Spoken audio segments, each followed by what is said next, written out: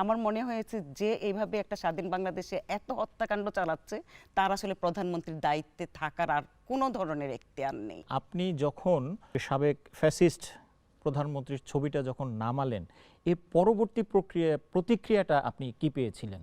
দেখেন, আমি ছবিটা নামিয়েছি আগস্টের 1 তারিখ, কিন্তু আমি যেদিন থেকে দেখি যে এরকম নির্বিচারে হত্যা চলছে তখন থেকেই আমি ভাবছিলাম যে ছবিটা কিভাবে নামানো যায়। ছবিটা নামাই আমি আগস্টের 1 তারিখে দুপুরের দিকে। হ্যাঁ, আমি ছবিটা নামিয়ে কেবল বাসায় যাই, এর মধ্যে অগণিত মানুষ সেই ছবিটাকে শেয়ার করে, এবং আমি যখন বাসায় ঢুকতে গিয়েছি তখন আমার ছেলে দরজা খুলেই আমাকে জড়িয়ে ধরে, হ্যাঁ, এবং বলে যে মা, প্রাউড অফ ইউ, যে দেখো যে তুমি যে কাজটা করেছো ভীষণ ভালো একটা কাজ করেছো, দেখো আমার কত বন্ধুরা এই ছবিটা শেয়ার করেছে এবং কত মানুষ এই ছবিটা শেয়ার করেছে। কিন্তু একটু পর থেকে দেখলাম যে আমার ছেলেটা খুব নিস্তেজ হয়ে গেল এবং আমার উপর নানান ধরনের হুমকি আসা শুরু হলো।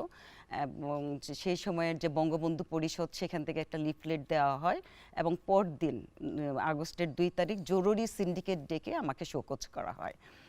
তো এই ধরনের যে চাকরি নিয়ে ছিল, জীবনের উপর হুমকি ছিল, তো আমি কিন্তু এই ব্যাপারগুলিকে ভয় পাইনি। আমার শুধু মনে হয়েছে ছোট ছোট বাচ্চারা, আমার শিক্ষার্থীরা, আপামর জনতা যদি এভাবে অস্ত্রের সামনে বুক পেতে দিতে পারে, সেখানে আমি তো একজন সাধারণ শিক্ষক, সেই জায়গা থেকে আমি আসলে এই কাজটা করেছিলাম।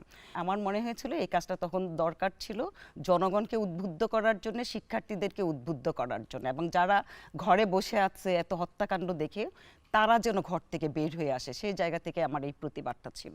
আমার মনে হয়েছে যে এইভাবে একটা স্বাধীন বাংলাদেশে এত হত্যাকাণ্ড চালাচ্ছে তার আসলে প্রধানমন্ত্রীর দায়িত্বে থাকার আর কোনো ধরনের এখতিয়ার নেই, সেই জায়গা থেকে আমার প্রতিবাদটা ছিল।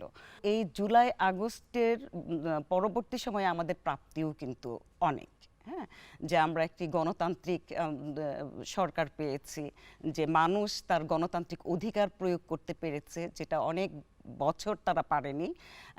মানুষ তার বাক স্বাধীনতা প্রয়োগ করতে পারছে, হ্যাঁ, এবং জনবান্ধব একটি সরকার পেয়েছে বলে আমি মনে করি। কারণ 5 মাসে আমি যে কার্যকলাপ দেখছি, আমার মনে হয়েছে যে এই সরকার আস্তে আস্তে জনবান্ধব হয়ে উঠছে।